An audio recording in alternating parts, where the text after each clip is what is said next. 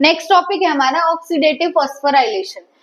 The mechanism of oxidative phosphorylation was explained by Peter Mitchell who proposed chemiosmotic hypothesis. He was awarded Nobel Prize for this theory. ठीक है, next हमारा topic है oxidative phosphorylation. और ये जो mechanism है oxidative phosphorylation किस तरीके से होता है, ये मैकेनिज्म दिया था पीटर मिशेल ने। किसने दिया था? पीटर मिशेल ने। और पीटर मिशेल ने दिया था केमियोस्मोटिक हाइपोथेसिस। क्या दिया था?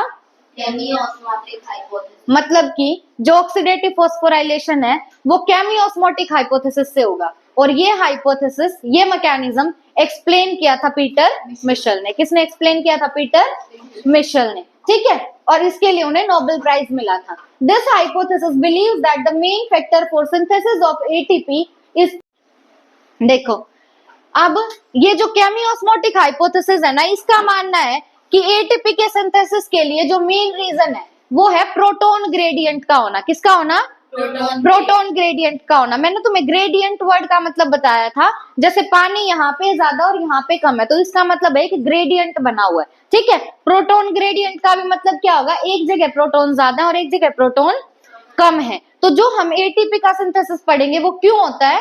प्रोटॉन ग्रेडियंट की वजह से। किसकी वजह से होगा? प्रोटॉन ग्रेडियंट की वजह से। और ये प्रोटॉन ग्रेडियंट बनता है इंटरमेम्ब्रेनस स्पेस में। अब माइटोकॉन्ड्रिया में कितनी मेम्ब्रेन? दो, एक आउटर मेम्ब्रेन, एक इनर मेम्ब्रेन। इन दोनों मेम्ब्रेन के बीच का जो स्पेस होता है उस स्पेस को बोलते हैं इंटरमेम्ब्रेनस स्पेस। और उस इंटरमेम्ब्रेनस स्पेस में बनेगा प्रोटॉन ग्रेडियंट। क्या बनेगा? प्रोटॉन ग्रेडियंट, जिसकी वजह से सिंथेसिस होगा एटीपी का। अब जो NADH और FADH थे उन्होंने एटीपी नहीं बनाए थे ना, अब वो एटीपी बनाएंगे। ठीक है, hydrogen atom accepted by initial acceptor. Initial acceptor कौन था हाइड्रोजन का? NAD और FAD। उन्होंने जो हाइड्रोजन एक्सेप्ट किए थे वो फाइनली ट्रांसफर कर दिए जाएंगे। फाइनल एक्सेप्टर कौन है हाइड्रोजन का? ऑक्सीजन। ठीक है, और ये जो ट्रांसफर हाइड्रोजन का ये दो रूट से हो सकता है, या तो रूट 1 से या रूट 2 से। रूट 1 में कौन कौन से कॉम्प्लेक्स थे? कॉम्प्लेक्स 1, कॉम्प्लेक्स 4, 5 है ना। और रूट 2 में 2, 3 और 4 और 5। ठीक है, अब देखो रूट 1 में there are 3 sides where hydrogen atom splits into proton and electron. Route 1 में 3 जगह हाइड्रोजन एटम स्प्लिट हो रहा था, प्रोटॉन में और इलेक्ट्रॉन में।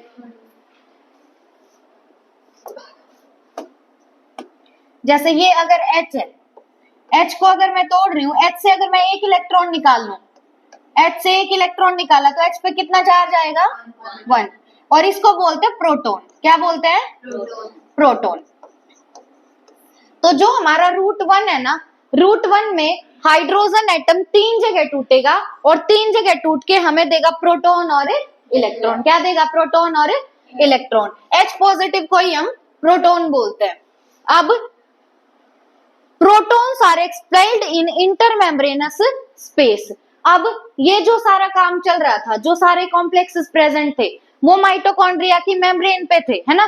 अब हाइड्रोजन जो है वो टूट के दे रहा है प्रोटॉन और इलेक्ट्रॉन, और इन प्रोटॉन्स को एक्सपेल कर दिया जाएगा, फेंक दिया जाएगा इंटरमेम्ब्रेनस स्पेस में। कौन से स्पेस में? इंटरमेम्ब्रेनस स्पेस में। Therefore 3 pairs of proton are expelled outside when hydrogen enters into route 1। अगर हाइड्रोजन रूट 1 के थ्रू आ रहा है ना, हर जगह हमने क्या लिखा था? 2H into 2 लिखा था। अगर हाइड्रोजन रूट 1 से आ रहा है तो प्रोटॉन के कितने पेयर मिलेंगे हमें? 3 पेयर। कितने पेयर मिलेंगे? 3 पेयर मिलेंगे। ठीक है, लेकिन रूट 2 में क्या होगा?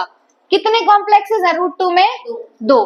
क्योंकि जो कॉम्प्लेक्स नंबर 2 है, जो कॉम्प्लेक्स नंबर 2 है FAD FES, वहां पे प्रोटॉन जो है वो नहीं बनेगा। वहां पे नहीं दिखाई थी ना हमने स्प्लिटिंग, तो सिर्फ किस में होगा? कॉम्प्लेक्स नंबर 3 में और 4 में। ठीक है, अब हाइड्रोजन एटम वहां भी स्प्लिट होगा इलेक्ट्रॉन में और प्रोटॉन में, तो वहां पे बनेंगे 2 pair of proton are expelled in route 2। Route 2 join the route 1 at the level of ubiquinone. इसको बताऊंगी अभी। पहले ये बताओ रूट 2 और रूट 1 कहाँ पे ज्वाइन हो रहे थे? यूबिक्विनोन के लेवल पे। कहाँ पे? यूबिक्विनोन या कोएंजाइम Q के लेवल पे। ठीक है, accumulation of proton in intermembranous space causes proton gradient।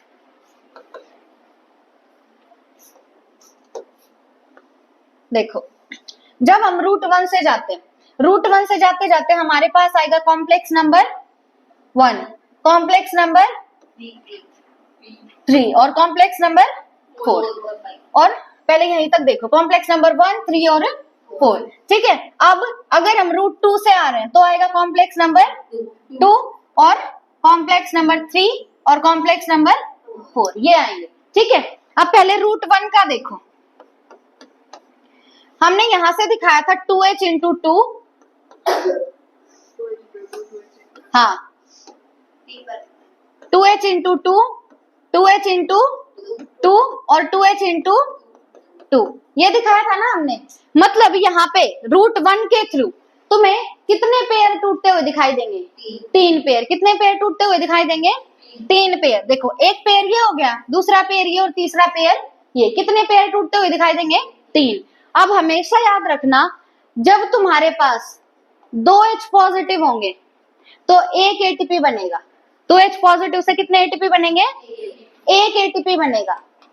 यहाँ पे कितने पेयर है तुम्हारे पास? 3। मतलब H पॉजिटिव कितने होंगे? 6। H पॉजिटिव कितने होंगे?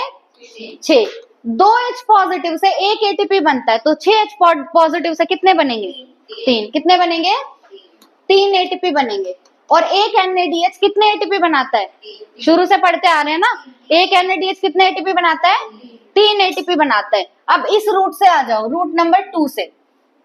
यहाँ पे कोई भी हाइड्रोजन की स्प्लिटिंग नहीं होगी। तो हाइड्रोजन की स्प्लिटिंग कहाँ कहाँ पे हो सकती है? कॉम्प्लेक्स नंबर 3 पे और कॉम्प्लेक्स नंबर 4 पे। एक पेयर यहाँ बना और एक पेयर यहाँ। अब 2H पॉजिटिव से कितने एटीपी बन रहे हैं? एक। यहाँ पे कितने पेयर हो गए टोटल H पॉजिटिव? 2 यहाँ पे और 2 यहाँ पे। कितने हो गए? 4 H पॉजिटिव हो गए। तो कितने एटीपी बनेंगे? 2 एटीपी। कितने एटीपी बनेंगे? 2। यानी रूट नंबर 2 से कितने एटीपी बनेंगे? 2। रूट नंबर 2 से कितने एटीपी? 2। ये हम शुरू से पढ़ रहे हैं। NADH कितने एटीपी बनाता है? 3। NADH 3 और FADH2 2। क्यों बना रहा है? क्योंकि रूट नंबर 1 में कितने कॉम्प्लेक्स आ रहे हैं? 3, है ना। और रूट नंबर 2 में कितने कॉम्प्लेक्स आ रहे हैं? 2। ठीक है, जहां हाइड्रोजन की स्प्लिटिंग हो रही है, वैसे तो 3 कॉम्प्लेक्स हैं, सेकंड, थर्ड और फोर्थ, पर हाइड्रोजन की स्प्लिटिंग सिर्फ कहां पे हो रही है? 3 और 4th में। ठीक है, तो इसीलिए NADH से एटीपी बनते हैं 3 और FADH2 से 2। अब देखो, ये जो हाइड्रोजन एक्सपेल हो रहे हैं, जो हाइड्रोजन टूट रहे हैं, H से जो H प्लस और इलेक्ट्रॉन बन रहा है, ये हाइड्रोजन कहाँ पे है? इंटरमेम्ब्रेनस स्पेस में। कहाँ पे है?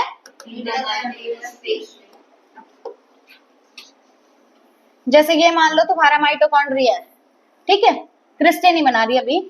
अब ये आउटर मेम्ब्रेन और ये इनर मेम्ब्रेन है। यहाँ पे जो भी तुम्हारे प्रोटॉन बने हैं वो प्रोटॉन एक्सपेल कर दिए जाएंगे कहाँ पे? इंटरमेम्ब्रेनस स्पेस में। ये है ना intermembranous space.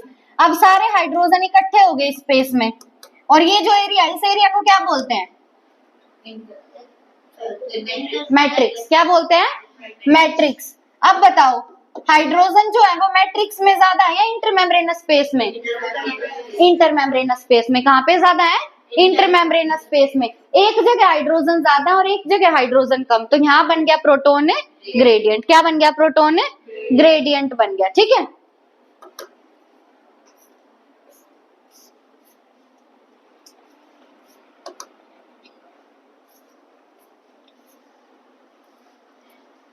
as a result of creation of proton gradient, protons tend to enter into matrix. अब कोई भी चीज हमेशा कैसे ट्रेवल करती है? जैसे पानी एक जगह ज्यादा एक जगह कम, तो ज्यादा से कम की तरफ जाएगा। अब इंटरमेम्ब्रेनस स्पेस में प्रोटॉन ज्यादा, मैट्रिक्स में कम है, तो प्रोटॉन कहाँ ट्रेवल करना चाहते हैं?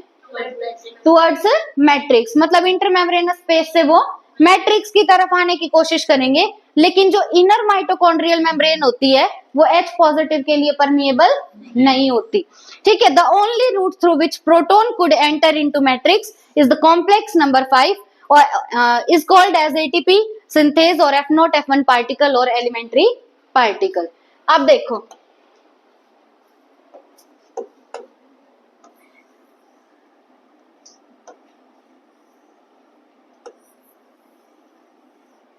माइटोकॉन्ड्रिया में इस स्ट्रक्चर को क्या बोलते हैं?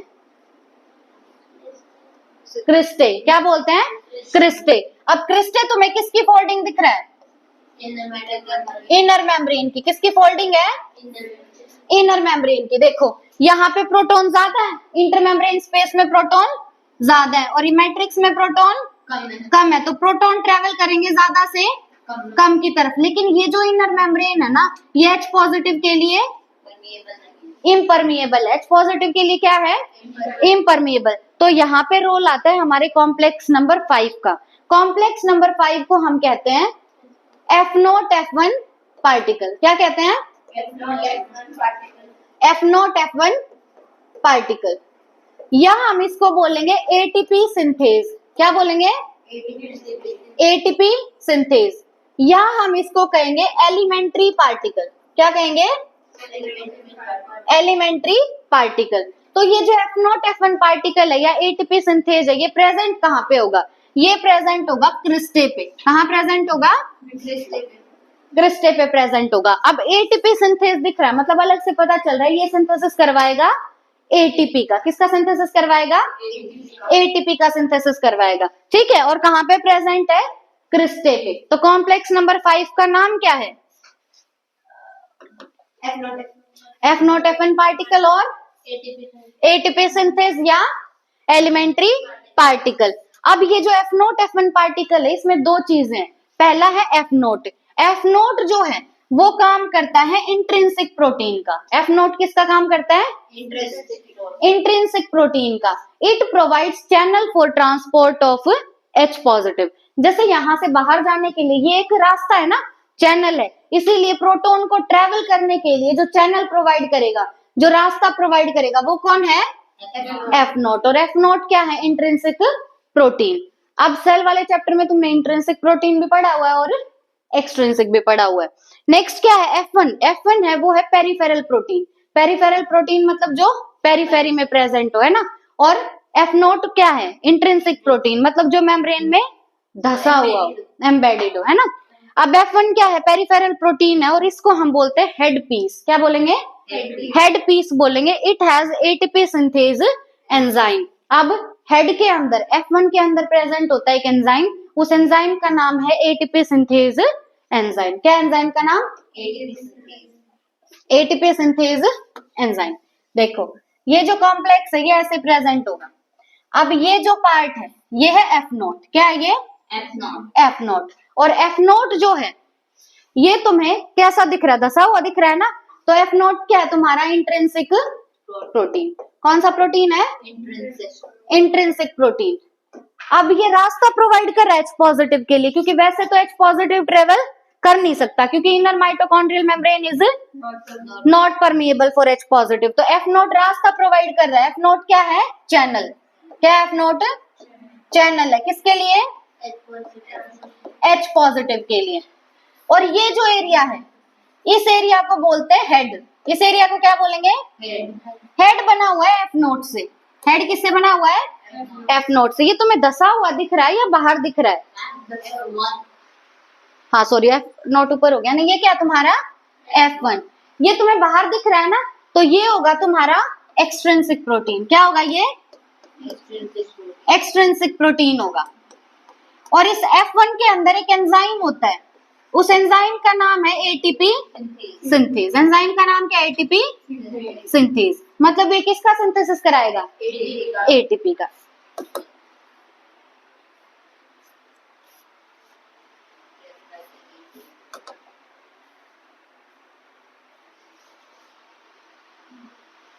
The theory believes that when H positive ion moves through F0 F1 particle, the enzyme needed for synthesis of ATP, that is ATP synthase, gets excited and leads to the generation of ATP. अब जो ये channel है, जो F0 वाला channel है, यहाँ से जब H पॉजिटिव ट्रेवल करेंगे तो जो हेड रीजन में एंजाइम प्रेजेंट है, क्या है उस एंजाइम का नाम? ATP synthase. वो एंजाइम एक्साइट हो जाता है और H पॉजिटिव से सिंथेसिस करवाएगा। किसका? एटीपी का। एटीपी सिंथेज है तो किसका सिंथेसिस कराएगा? एटीपी का सिंथेसिस कराएगा। अब अगर हमें एक एटीपी बनाना है तो कितने H पॉजिटिव लगेंगे? 2। एक एटीपी बनाना है तो कितने H पॉजिटिव लगेंगे? 2 H पॉजिटिव लगेंगे। और रूट 1 से हमें कितने पेयर मिल रहे हैं H पॉजिटिव के? 3 पेयर। पेयर कितने मिल रहे हैं? 3, और वैसे नंबर में बोले तो 6H पॉजिटिव मिल रहे हैं। ठीक है, अब 6H पॉजिटिव अगर मिल रहे हैं तो रूट 1 से कितने एटीपी बनेंगे? 3, और रूट 2 से हमें 2 पेयर ऑफ प्रोटॉन मिल रहे हैं, यानी 4 प्रोटॉन मिल रहे हैं, तो कितने एटीपी बनेंगे? 2। ठीक है, अब कॉम्प्लेक्स 1, कॉम्प्लेक्स नंबर 3 और कॉम्प्लेक्स नंबर 4 ये प्रोटॉन पंप का काम करते हैं। किसका काम करते हैं? पंप का मतलब क्या? जैसे हार्ट ब्लड पंप करता है, मतलब पूरी बॉडी तक हार्ट पहुंचाने का काम, ब्लड पहुंचाने का काम किसका है? हार्ट का है ना, वो ब्लड को पंप करता है। इसी तरीके से ये तीनों कॉम्प्लेक्स किसको पंप करेंगे? प्रोटॉन को, यानी उनको पंप करके पहुंचाएंगे इनर माइटोकॉन्ड्रियल मेम्ब्रेन में, इंटरमेम्ब्रेनस स्पेस में। कौन कौन से कॉम्प्लेक्स? 1, 3 और 4, रूट नंबर 1 वाले।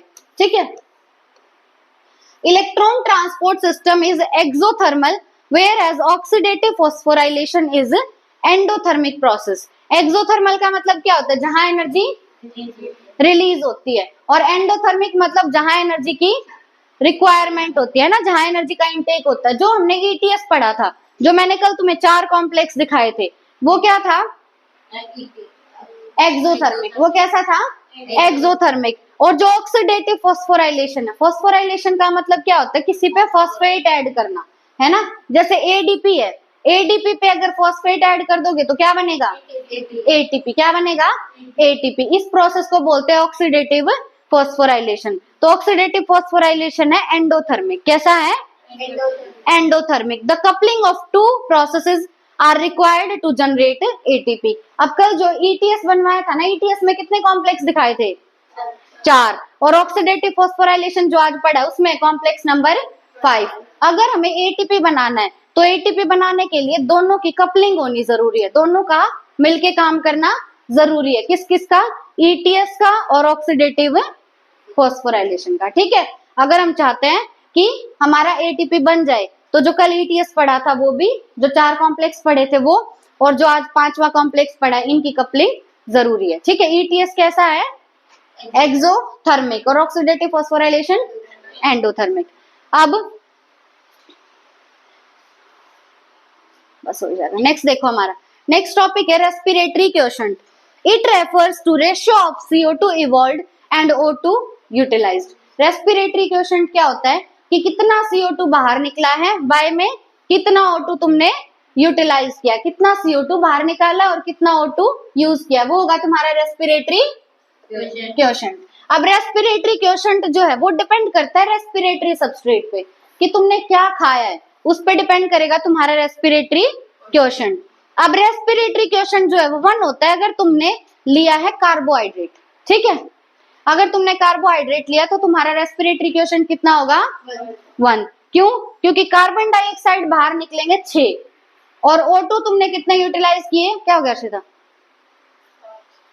O2 यूटिलाइज किए 6 O2 यूटिलाइज किए और 6 कार्बन डाइऑक्साइड बाहर निकाले, तो रेस्पिरेटरी क्वोशंट क्या हो गया?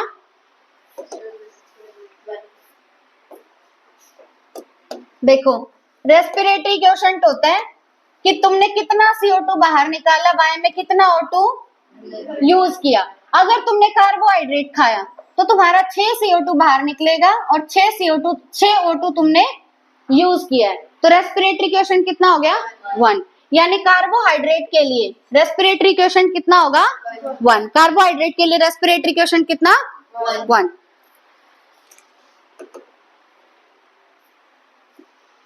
नेक्स्ट है, अगर तुमने प्रोटीन और फैट लिया है तो तुम्हारा रेस्पिरेटरी क्वोशंट 1 से कम होगा। ठीक है, प्रोटीन और फैट लिया तो रेस्पिरेटरी क्वोशंट 1 से कम होगा। फैट के केस में रेस्पिरेटरी क्वोशंट होता है 0.7 और प्रोटीन के केस में होता है 0.9। ठीक है, प्रोटीन के केस में कितना होगा? 0.9 और फैट के केस में 0.7। ठीक है, अगर एनारोबिक रेस्पिरेशन की बात हो रही है, एनारोबिक रेस्पिरेशन में क्या क्या था? इथाइल अल्कोहल फर्मेंटेशन और lactic acid fermentation. Anaerobic respiration में रेस्पिरेटरी क्वोशंट होता है इनफाइनाइट। कितना होगा? क्यों होगा अब ये बताओ मेरे को। एनारोबिक तो O2 तो जाएगा ही नहीं। हाँ, तो वेरी गुड। हाँ, 1/0 मतलब CO2 कितना भी हो, O2 कितना है? 0। 1/0 से कितना ही मल्टीप्लाई कर लो वही आएगा। हाँ, मल्टीप्लाई नहीं, रेस्पिरेटरी क्वेश्चन क्या है तुम्हारा, CO2 बाय में O2। अब एनारोबिक रेस्पिरेशन में O2 क्या है, 0। ऊपर CO2 कितना है भी हो, एनीथिंग बाय 0 इज इंफिनिटी। कितना होगा, इंफिनिटी होगा। ठीक है, तो एनारोबिक रेस्पिरेशन में रेस्पिरेटरी क्वेश्चन कितना होता है, इनफाइनाइट। अगर सकुलेंट प्लांट है, जो होते हैं डेजर्ट प्लांट, उनके अंदर रेस्पिरेटरी क्वेश्चन 0 होता है, उनमें रेस्पिरेटरी क्वेश्चन कितना होगा, 0। ठीक है, अनाएरोबिक रेस्पिरेशन में रेस्पिरेटरी क्वेश्चन अनाएरोबिक में इनफाइनाइट, डेजर्ट प्लांट्स में 0। डेजर्ट प्लांट्स में क्या होगा,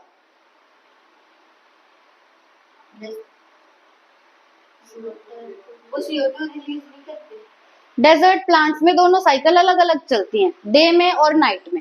ये हम फोटोसिंथेसिस वाले चैप्टर में पढ़ेंगे। उनका ऐसा नहीं होता कि वो सिर्फ O2 रिलीज करते हैं, और नाइट में उनको अपना बचाना भी होता है ना सर्वाइवल के लिए, तो उनका डे में अलग प्रोसेस और नाइट में अलग है। ये फोटोसिंथेसिस में अलग से हम पढ़ेंगे। ठीक है, तो डेजर्ट प्लांट में, जिनको हम सकुलेंट प्लांट बोलते हैं, ठीक है, उनमें क्या होगा, रेस्पिरेटरी क्वेश्चन 0 होगा।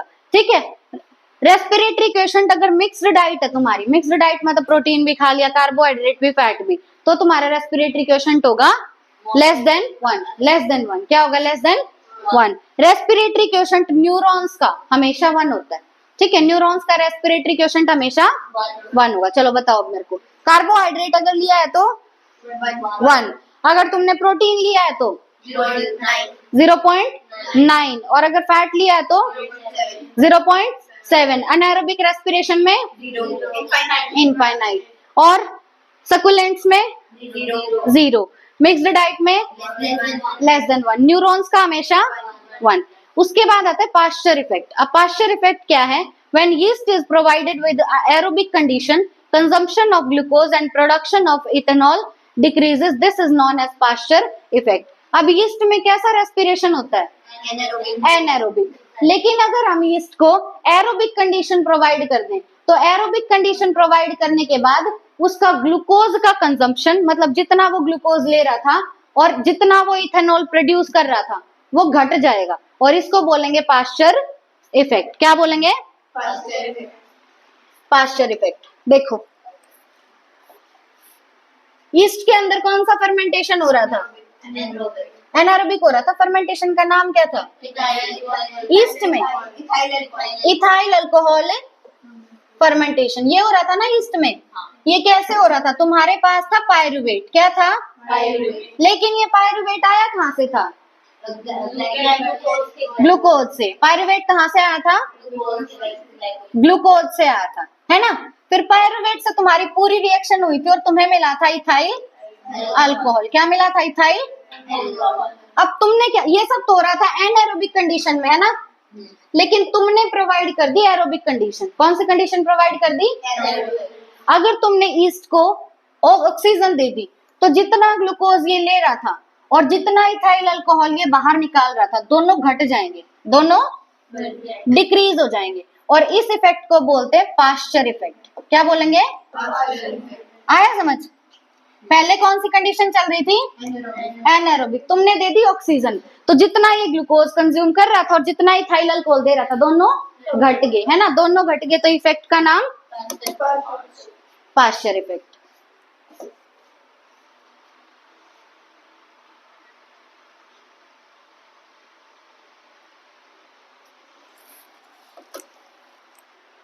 मेरी बोतल कहाँ गई, रोकना एक बार।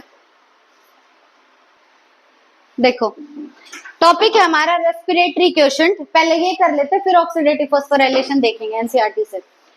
Let us now look at another aspect of respiration. As you know, during aerobic respiration, O2 को कंज्यूम किया जाता है और CO2 को रिलीज किया जाता है। एरोबिक रेस्पिरेशन में क्या होता है, हम O2 कंज्यूम करते हैं और CO2 बाहर रिलीज करते हैं। The ratio of volume of CO2 evolved to volume of O2 consumed is in respiration is called respiratory question. अब रेस्पिरेटरी क्वेश्चन का एक और नाम है रेस्पिरेटरी रेशियो। एक और नाम क्या है, रेस्पिरेटरी रेशियो। तो या तो तुम्हें कहेगा रेस्पिरेटरी रेशियो निकालो या रेस्पिरेटरी क्वेश्चन निकालो। ध्यान रखना वॉल्यूम बोला है, ठीक है। Volume of CO2 equal to volume of O2 consumed, कितना वॉल्यूम तुमने CO2 का बाहर निकाला बाय कितना वॉल्यूम O2 का कंज्यूम किया, वो होगा तुम्हारा RQ।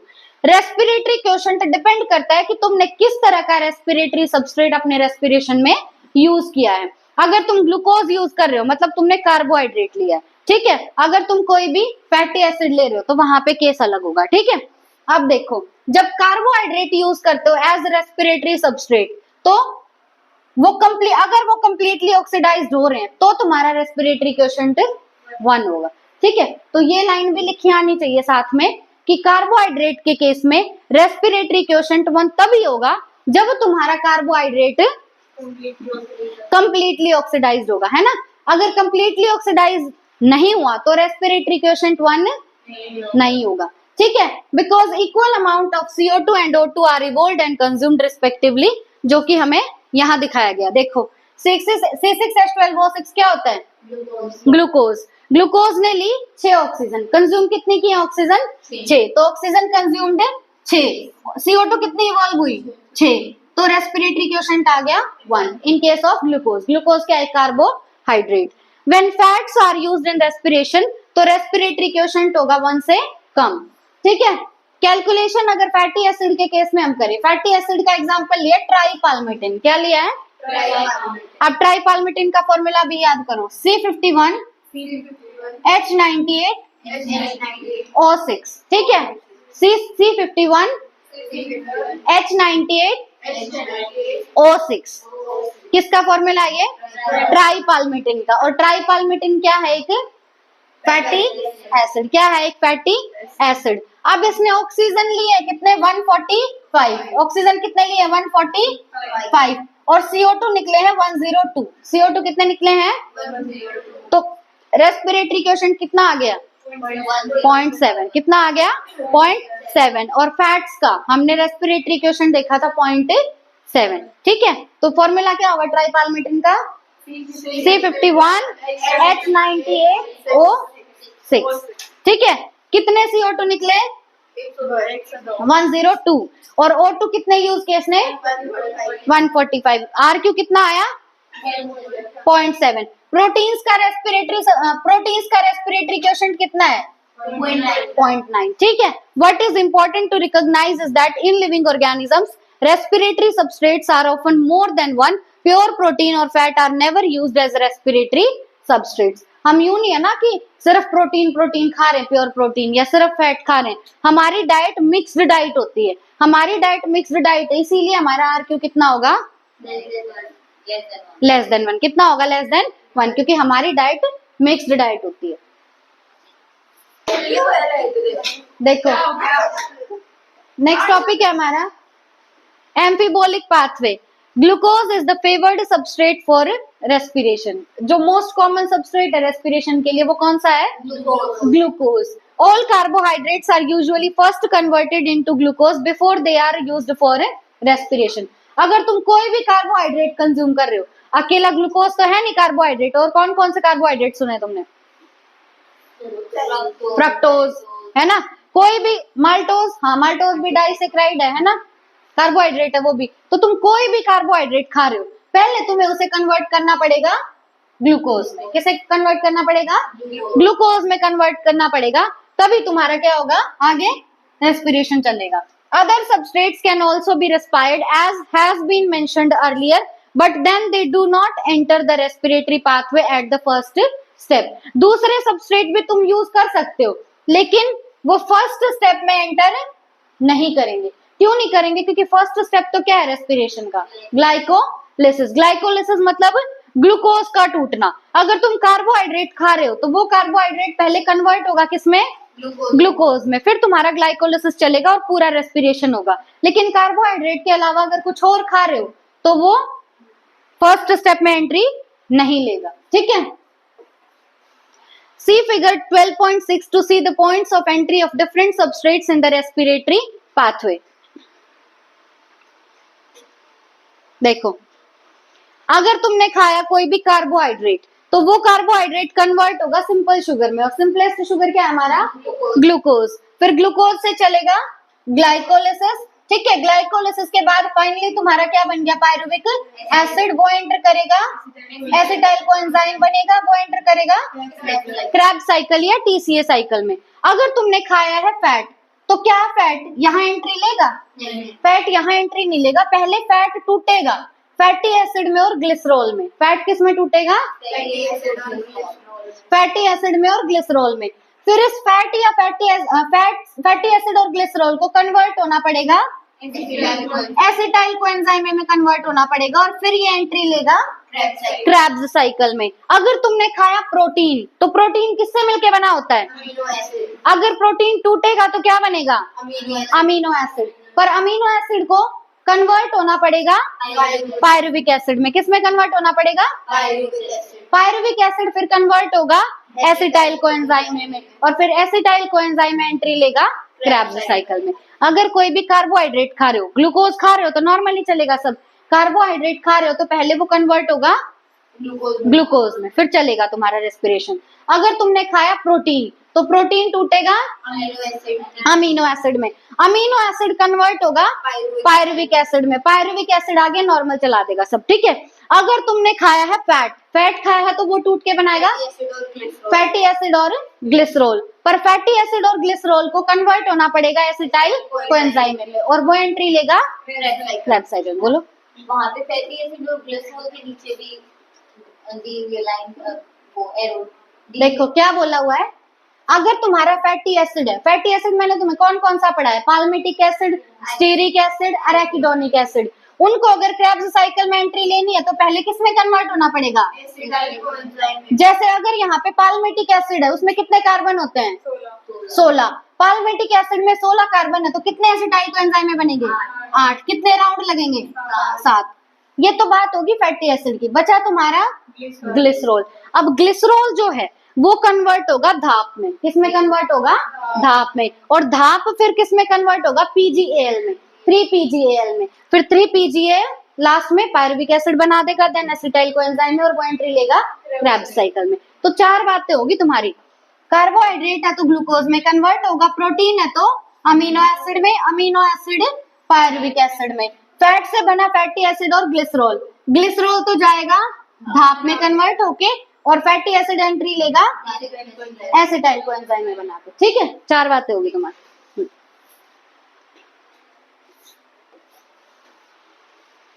अब देखो यहीं पे बताया हुआ है कि फैट को हमें तोड़ना पड़ेगा। किस किस में तोड़ना पड़ेगा? ग्लिसरॉल और फैटी एसिड में। अगर फैटी एसिड को रेस्पिरेशन कराना है आगे, तो उन्हें पहले टूटना पड़ेगा। फैटी एसिड किस में टूटेगा? इधर देखो, एसिटाइल कोएंजाइम में, और फिर वो एंट्री कर जाएगा आगे पाथवे में। ग्लिसरॉल जो है वो कैसे एंटर करेगा? ग्लिसरॉल को कन्वर्ट होना पड़ेगा पीजीएल में। ग्लिसरॉल को किस में कन्वर्ट होना पड़ेगा? पर उससे पहले वो बनाएगा धाप। क्या बनाएगा? धाप। और फिर धाप कन्वर्ट होगा पीजीएल में, 3PGAL में। अगर प्रोटीन है तो प्रोटीन कन्वर्ट हो जाएगा अमीनो एसिड में। प्रोटीन किस में टूटेगा? प्रोटीन को तोड़ने के लिए एंजाइम चाहिए, और एंजाइम का नाम है प्रोटीएज। एंजाइम का नाम क्या है? प्रोटीएज। ठीक है, तो प्रोटीन टूटेगा किसमें? अमीनो एसिड में। प्रोटीन को तोड़ने के लिए एंजाइम कौन सा लगेगा? प्रोटीएज। कौन सा एंजाइम? प्रोटीएज लगेगा। ठीक है, और क्या बन जाएंगे? Amino acid. After deamination, depending on their structure, would enter the pathway at some stage within Krebs cycle or even as pyruvate or acetyl coenzyme A। अब ये लाइन इंपॉर्टेंट है, देखो। प्रोटीन को तोड़ा कौन से एंजाइम ने? प्रोटीएज ने। कौन से एंजाइम ने तोड़ा? प्रोटीएज ने तोड़ा। और अब जैसे हमारा प्रोटीन है वो जिस भी अमीनो एसिड से बना हुआ है, मान लो हमारा प्रोटीन बना हुआ है ग्लाइसिन से, वेलिन से और एलेनिन से, तो जब प्रोटीन टूटेगा तो वो किस किस में टूटेगा? ग्लाइसिन में, एलेनिन में और वेलिन में। जिससे बना हुआ था उसी में टूटेगा। मतलब जो भी उसके इंडिविजुअल अमीनो एसिड है जिससे वो बना हुआ था उसमें वो टूट जाएगा। ठीक है, आफ्टर डीअमीनेशन। अमीनेशन का मतलब है अमोनिया का एडिशन, डीअमीनेशन मतलब अमोनिया का रिमूवल, है ना। अमोनिया हट जाएगा। तो प्रोटीन जब अमीनो एसिड में टूटता है तो क्या होता है? वहां पे डीअमीनेशन होता है। क्या होता है? डीअमीनेशन मतलब अमोनिया का removal. Depending on their structure would enter the pathway. अब जिस टाइप का स्ट्रक्चर है ना अमीनो एसिड का, उस हिसाब से वो पाथवे में एंटर करेगा। तो अमीनो एसिड की एंट्री पाथवे में किस बेसिस पे होती है? उसके स्ट्रक्चर के बेसिस पे। किसके बेसिस पे? उसके स्ट्रक्चर के बेसिस पे होती है। With in the Krebs cycle, अब या तो वो डायरेक्ट एंटर करेगा क्रेब्स साइकिल में, या वो एंटर करेगा पायरुवेट में, या वो एंटर करेगा, देखो यहाँ पे इन्होंने सिर्फ क्या दिखाया है कि प्रोटीन से बना अमीनो एसिड, अमीनो एसिड से उसने बनाया पायरुविक एसिड। ये इन्होंने सिर्फ एक बात बताई है। जब पैराग्राफ में इन्होंने लिखा है तो इन्होंने क्या कहा है कि अमीनो एसिड जो है उसका रिमूव होगा अमोनिया। कौन सा ग्रुप रिमूव होगा? अमोनिया। क्या पायरुविक एसिड में अमोनिया प्रेजेंट है? नहीं है ना, इसीलिए अमोनिया का क्या कराना पड़ा? रिमूवल, है ना, यानी डी अमीनेशन कराना पड़ा। अगर इसका स्ट्रक्चर ऐसा है कि पायरुविक एसिड बन जाए। अब पायरुविक एसिड में कितने कार्बन होते हैं? 3। कितने कार्बन होते हैं? 3। अगर कोई ऐसा अमीनो एसिड है जिसमें 3 कार्बन है तो अमीनो एसिड एंटर कर जाएगा किस स्टेज पे? पायरुविक एसिड वाली स्टेज पे। अगर कोई अमीनो एसिड ऐसा है जिसमें कार्बन है 2, कितने कार्बन है? 2, तो वो कौन सी स्टेज पे एंटर करेगा? एसिटाइल कोएंजाइम ए की स्टेज पे। अगर उसमें है 6 कार्बन तो अमीनो एसिड कौन सी में एंटर करेगा? क्रेब्स साइकिल में। कहाँ एंटर करेगा? क्रेब्स साइकिल में। तो अमीनो एसिड की एंट्री इस पाथवे में डिपेंड करती है उसके स्ट्रक्चर पे। किस पे डिपेंड करती है? स्ट्रक्चर पे। या तो पायरुविक एसिड की स्टेज पे एंटर करेगा, या एसिटाइल कोएंजाइम ए की स्टेज पे, या क्रेब्स साइकिल की स्टेज पे। ठीक है,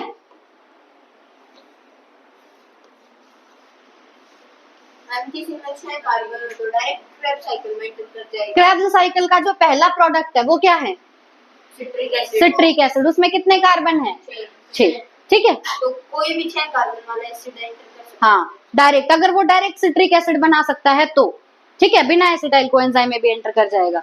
अगर 2 कार्बन है तो पहले वो बनाएगा एसिटाइल कोएंजाइम में, फिर वो ऑक्सैलोएसीटेट के साथ मिलके सिट्रिक एसिड बनाएगा।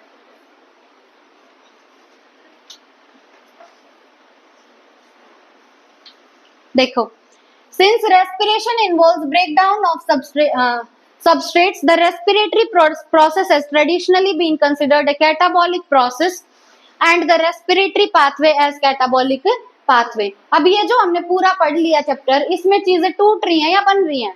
टूट रही हैं, है ना। जैसे ग्लूकोज टूटा तो इस पाथवे को यहाँ पे जो हमारा सबस्ट्रेट है, सबस्ट्रेट क्या है? ग्लूकोज। सबस्ट्रेट क्या है? ग्लूकोज। तो ग्लूकोज इस पाथवे में टूटा है या बना है? टूटा है। तो इसीलिए इस पाथवे को हम बोलते हैं कैटाबॉलिक पाथवे। क्या बोलेंगे? Catabolic pathway. और ये प्रोसेस है कैटाबॉलिक प्रोसेस। ठीक है, कैटाबॉलिज्म मतलब जहां पे चीजें टूटती हैं। ठीक है, but is this understanding correct? We have discussed above at which points in the respiratory pathway different substrates would enter if they were to be respired and used to derive energy. What is important to recognize is that it is these very compounds that would be withdrawn from the respiratory pathway for the synthesis of the said substrates. Hence, the fatty acids would be broken down to acetyl coenzyme A before entering the respiratory pathway when it is used as a substrates. इसका कहने का मतलब क्या है कि तुम कुछ भी लो, मेन बात क्या है कि उसे कन्वर्ट होना पड़ेगा एसिटाइल कोएंजाइम ए में। किसमें कन्वर्ट होना पड़ेगा? एसिटाइल कोएंजाइम ए में। क्योंकि जब तक वो चीज एसिटाइल कोएंजाइम ए में कन्वर्ट नहीं होगी तब तक वो क्रेब्स साइकिल में एंट्री नहीं ले सकती। ठीक है, but when the organism needs to synthesize fatty acids, acetyl coenzyme A would be withdrawn from the respiratory pathway for it. क्या कह रहे हैं कि अगर when the organism need to synthesize fatty acid, अगर organism को fatty acid बनाने की जरूरत पड़ी तो acetyl coenzyme A को respiratory pathway से निकाल लिया जाएगा। ठीक है, अगर बॉडी में जरूरत है क्या बनाने की? फैटी एसिड बनाने की, तो इस पाथवे से क्या निकाल लिया जाएगा? Acetyl coenzyme A. क्योंकि रेस्पिरेशन होने के लिए जो भी हम खा रहे थे उसको कन्वर्ट होना पड़ रहा था एसिटाइल कोएंजाइम में, पर ये कह रहा है कि अगर बॉडी को फैटी एसिड बनाना पड़ गया तो हम इस पाथवे से निकाल लेती है हमारी body acetyl coenzyme A.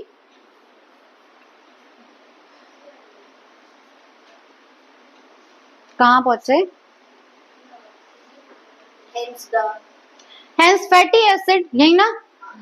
Hence हाँ रेस्पिरेटरी पाथवे सीओए से नीचे वाली लाइन। अरे ये वाली? इससे नीचे